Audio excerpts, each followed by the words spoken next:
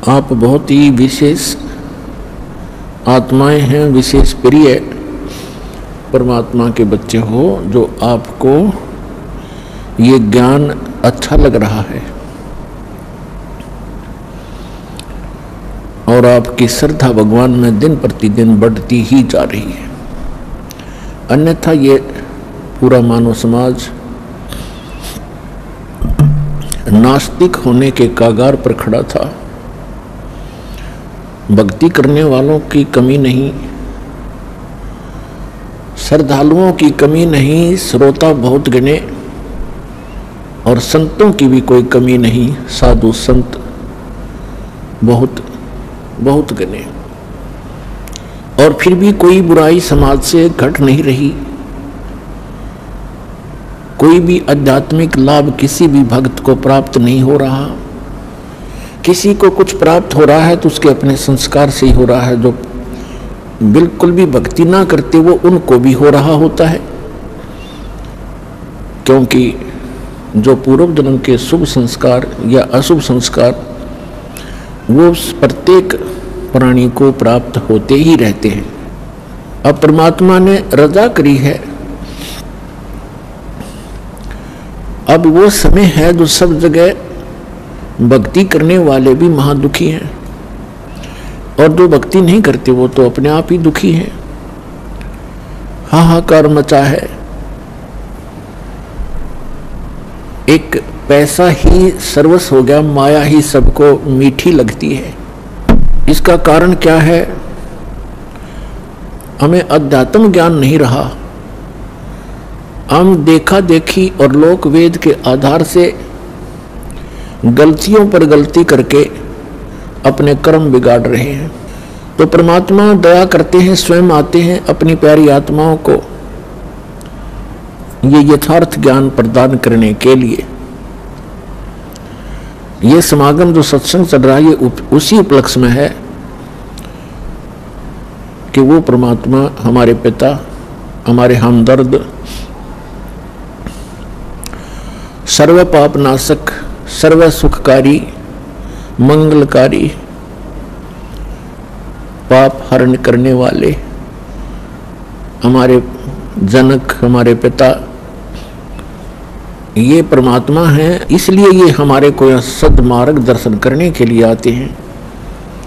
और काल भगवान जिसके लोक में हम रह रहे हैं, इसका पूरा प्रयत्न होता है कि ये सभी प्राणी परमात्मा से परिचित न होकर के दंत कथा लोकवेद सुनते रहें, भक्ति करें या तो करें नहीं, विकार खूब करते रहें, और करें तो शास्त्र विधि त्याग का मनमाना आचरण करें, जिससे उनको कोई लाभ होना नहीं।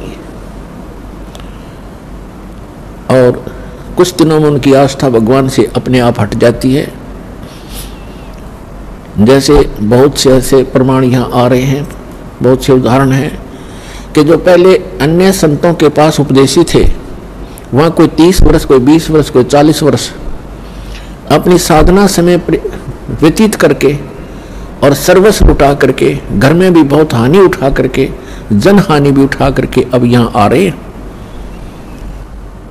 अब यदि उनको ये मार्ग ना मिलता और यहाँ उनको कुछ लाभ ना मिलता तो वो नास्तिक हो जाते पक्के। और काल यही चाहता है कि ये ऐसी भक्ति करें जिससे इनको कोई अध्यात्म ज्ञान, आध्यात्मिक लाभ ना हो, यानी परमात्मा की तरफ से कोई लाभ इनको महसूस ना हो, और ये कुछ दिनों में भक्ति साधना त्याग दें और मेरे जाल में फंसे ही रहे। और वो परमात्मा दयालु आते हैं, उनकी उस परमात्मा का प्रयत्न होता है कि मेरी आत्माओं में परमात्मा की चाह, उसकी कसक और उसके गुण समाये रहें। और वो कब तक? इस बीचली पीढ़ी तक, जो सन 1997 में 5505 वर्ष कलयुग बीत चुका है। यहाँ तक परमात्मा ने आपको ये भक्ति की आस्था बनाकर, भगवान में आपकी आस्था बनाए रखकर इस समय तक लाना था। इसलिए वो परमात्मा चारों युगों में आते हैं। क्या बताते हैं? सतयुग में सत सुकृत कह टेरा, त्रेता नाम मुनींद्र मेरा, द्वापर में करुणा में कहाया, कलयुग नाम कबीर धराया। चारों युग में मेरे संत पुकारे, कूक कहा हम हेल रे। हीरे माणक मोती बरसे, ये जग चुगता डेल रे। परमात्मा कबीर साहब जो सत्य पुरुष हैं, सारी सृष्टि के रचनहार हैं, ये वही परमात्मा हैं जो बनारस नगरी में, काशी शहर में सन 1398 संवत 1455 ज्येष्ठ सुदी पूर्णमासी को सुबह ब्रह्म मुहूर्त में सतलोक से चलकर आए थे और लहर तारा नामक सरोवर में कमल के फूल के ऊपर आकर नवजात शिशु का रूप धारण करके विराजमान हुए थे। वहां से नीरू नीमा नाम के जो दुल्हा दंपति थे, पति पत्नी थे, वो निसंतान थे और उनको उठाकर घर ले गए। परमात्मा की परवरिश की लीला कंवारी गायों से हुई, कबीर सागर में प्रमाण है। और वेद भी यही बताते हैं, ऋग्वेद मंडल नंबर 9 सूक्त 1 मंत्र 9 में यही प्रमाण है कि वो परमात्मा शिशु रूप धार कर जब आते हैं, वो लीला करते हैं, उसमें उनके परवरिश की लीला कंवारी गायों द्वारा होती है। तो ये परमात्मा वही है जो सारी सृष्टि के रचनहार हैं, जिसका सदग्रंथ गुणगान करते हैं।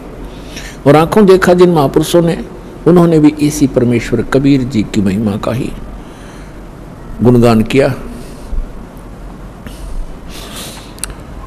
और ये वही परमात्मा है, सारी सृष्टि का रचनहार है। इसके विषय में जिन महापुरुषों को परमात्मा प्राप्त हुए, जिन्होंने परमात्मा का वो निज धाम देखा, लोक देखा, सतलोक देखा, जहां हम सभी रहा करते थे, उन्होंने फिर अपनी अमृत वाणी में बोला और बताया। हम सुल्तानी नानक तारे दादू को उपदेश दिया, जात जुलाहा भेद न पाया, ये काशी में कबीर हुआ। अनंत कोटि ब्रह्मांड का एक रति नहीं भार, सतगुरु पुरुष कबीर हैं कुल के सिरजनहार। सतयुग में सत सुकृत कै टेरा, त्रेता नाम मुनींद्र मेरा। सतयुग में परमात्मा सतसुकृत नाम से आए, ऐसे ही कमल के फूल के ऊपर सरोवर के अंदर विराजमान हुए नवजात शिशु बना करके। वहाँ से एक विद्याधर नाम के ब्राह्मण और उनकी पत्नी दीपिका, वो निसंतान थे, परमात्मा को घर ले गए और कुंवारी गायों से उनकी परवरिश हुई। 5 वर्ष की आयु में, 4 वर्ष की आयु में मनु जैसे जो विद्वान प्रसिद्ध हो रहे थे, पाक रहे थे, उनके छक्के छुड़ा दिए। उनको जबान नहीं छोड़ी उनके मुख में। और एक ही प्रश्न परमात्मा किया करते थे, कौन ब्रह्मा का पिता है, कौन विष्णु की माँ, शंकर का दादा कौन है, ऋषि जी मोहे बता। उनके पास कोई उत्तर नहीं था। उल्टा परमात्मा के साथ ही वो बेहुदा व्यवहार करने लग जाते थे। ये झूठा है, ये कपटी है, ये पता नहीं कहाँ किस जाति का है। वहाँ पर पढ़ा मिला था, विद्याधर के घर आ गया, ब्राह्मण के घर। ये ऐसी ऐसी नीच बातें वो परमात्मा के लिए बोलने लगे, विषय बदल दिया करते थे। इसी प्रकार परमात्मा त्रेता युग में मुनिंदर नाम से प्रसिद्ध हुए। उस समय वही आत्मा जो विद्याधर और दीपिका वाली थी, वो दोनों त्रेता युग में फिर ब्राह्मण कुल में ही उनका जन्म था। दोनों का संयोग होया। उनके नाम थे वेदविज ब्राह्मण पंडित और सूर्या नाम की उसकी पत्नी जो दीपिका थी, वो सूर्य नाम से जन्मी, पुनर्जन्म हुआ। ऐसे ही वो निसंतान थे। परमात्मा फिर उनको ऐसे सरोवर के ऊपर कमल के फूल पर सुबह सुबह मिले, वो उठा करके घर ले गए। उस समय परमात्मा ने उन ऋषि महर्षियों को सबको निरुत्तर कर दिया। सभी परमात्मा के साथ अच्छा व्यवहार नहीं करते थे और उनको ऐसे ही उलाहने दिया करते, ताने लगाते थे, व्यंग करते थे कि ना जाने तो किस जाति का है, वेद बीज को कहाँ पड़ा मिला था। जब त्रेता युग में परमात्मा आए हुए थे, उस समय की एक कथा सुनाते हैं, परमेश्वर की सुप्रसिद्ध है। हम एक भक्त ने प्रश्न किया था, जब दास गांव में घर घर में सत्संग करने जाता था, उसने सत्संग सुनने से पहले कहा, जी मैं रामायण को बहुत अच्छी तरह पढ़ता हूँ और गहनता से उसका अध्ययन करता हूँ। मुझे एक दो प्रश्न ऐसे खटक रहे हैं जिनका मुझे किसी भी मंडलेश्वर के पास, किसी भी संत ऋषि आचार्य शंकराचार्य संत महात्मा के पास उसका उत्तर नहीं मिल पा रहा। उत्तर वो देते हैं अपने ढंग से, पर मेरी संतुष्टि नहीं होती। मैंने कहा बोलो भाई बताओ क्या प्रश्न है आपका। उन्होंने कहा कि रामायण के अंदर मंदोदरी जो रावण की पत्नी और विभीषण, उनकी ऐसी वाणी है रामायण के अंदर, उन्होंने जो विचार व्यक्त किए हैं उस राक्षस नगरी के अंदर, ऐसे शुभ विचारों के ये आत्मा कहाँ से आ गई, इनको ये ज्ञान कहाँ से प्राप्त हुआ। मंदोदरी कितना समझाती है, विभीषण भी बहुत अच्छे वचन कहता अपने भाई को। ये विचार उनके पास कहाँ से आ गए, और पूरे श्रीलंका के अंदर कोई बोलनिया नहीं था। और दूसरा वो ये कह रहा था कि जैसे हम सुनते हैं कि समुद्र के ऊपर पुल बनाया, कोई कभी तो हम किसी से सुनते हैं कि श्री रामचंद्र जी ने पत्थर तरा दिए, फिर हम ये भी पढ़ते हैं कि श्री रामचंद्र जी ने 3 दिन तक घुटनों पानी में समुद्र में खड़ा होकर के याद प्रार्थना करते रहे, अग्निबाण से फूंकना चाहा। फिर उन्होंने कहा कि नल नील आपके यहाँ ऐसे भक्त हैं जिनके हाथों में ऐसी करामात है, उनके हाथों से पत्थर भी नहीं डूबते। और नल नील ने पत्थर तरा दिए। कोई कहता है श्री हनुमान जी ने राम नाम लिख दिया पत्थरों पर, वो हल्के हो गए, तैरने लग गए। ये बिना सिर पैर की बात है, मुझे कोई संतुष्टि नहीं मिल रही। मैंने बहुतों से प्रश्न कर लिया, वो भले ही अपनी तरफ से उत्तर देने की चेष्टा करते हैं। मैंने उससे कहा कि पुण्यात्मा, मुझे भी पहला ऐसा हिंदू भक्त मिला है जो ऐसा प्रश्न करने वाला हो, अपने सदग्रंथों में जिसको शंका हो और उसका समाधान ना हो पा रहा हो।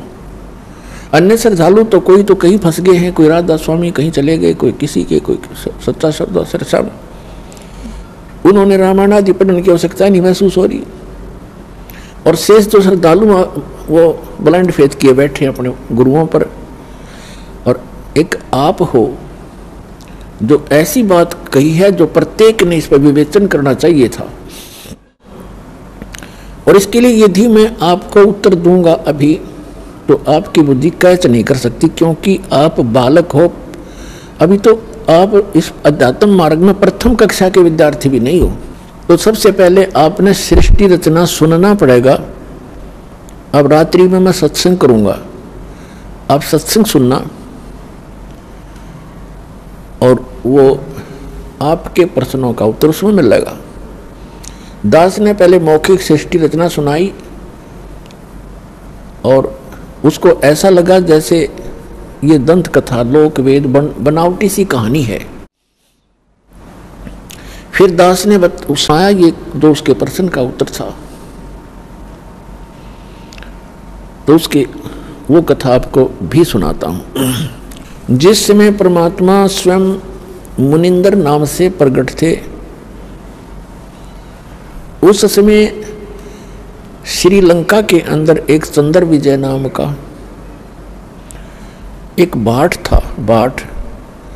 भाट आपको पता होगा, जो राजाओं के घरों में जाते थे, बड़े बड़े नवाबों के घर जाते थे, उनकी प्रशंसा के पुल बांधा करते थे,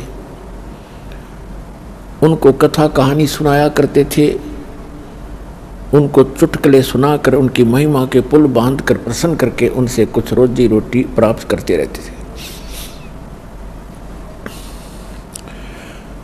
वो चंद्र विजय नाम का एक भाट था।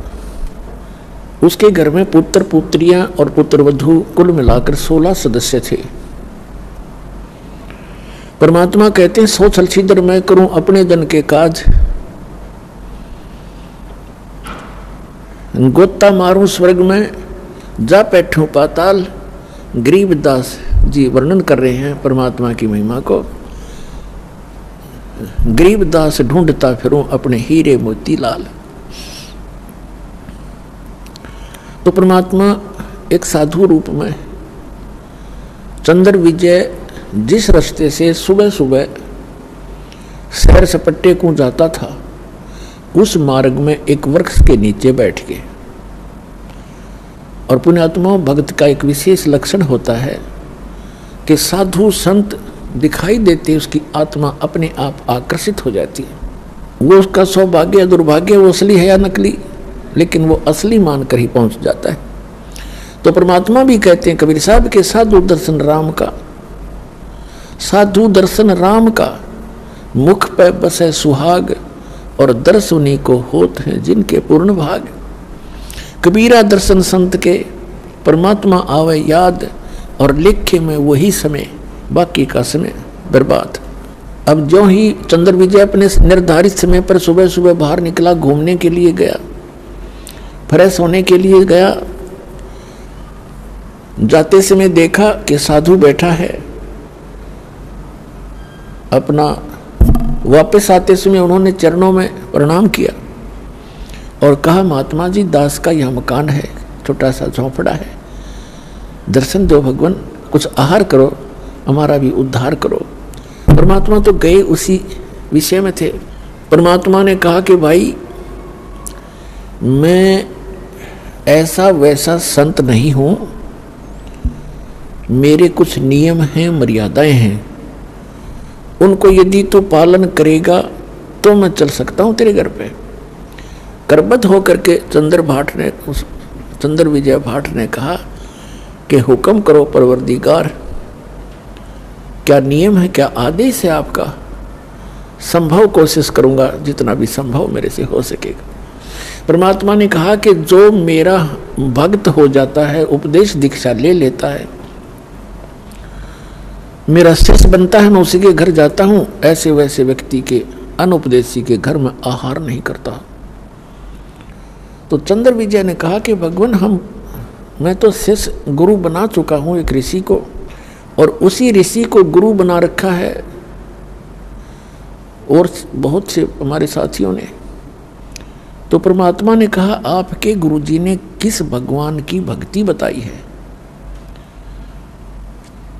अब चंद्र विजय कहता है कि और भगवान कौन है? शिव जी, शंकर भगवान ही तो है सर्वेश्वर, और हमारे राजा भी भगवान शंकर के ही उपासक हैं। फिर परमात्मा ने उसको कहा कि भाई तुम सभी भ्रमित हो, ये शंकर भगवान नहीं है, ये एक देव है, और ये तीन देव एक जैसी ही शक्ति वाले हैं। श्री ब्रह्मा जी रजगुण, श्री विष्णु जी सतगुण, श्री शंकर जी तमोगुण। जैसे आजकल के दृष्टिकोण से अब दास समझाएगा, जैसे एक प्रांत में मिनिस्टर होते हैं, मंत्री, तो उन मंत्रियों का एक जैसा ही रैंक होता है, एक जैसी पावर होती है, एक जैसे ही वो एमएलए से होते हैं, लेकिन उनके विभागों में अंतर होने से थोड़ी सी वैल्यू उनकी घट बढ़ जाती है, वो अलग बात है। फिर परमात्मा ने बताया तीन लोक का राज है ये, ब्रह्मा विष्णु महेश, ऊंचा धाम कबीर का बाणी बिरह विदेश। तीन देव की जो करते भक्ति, उनकी कदे ना होवे मुक्ति।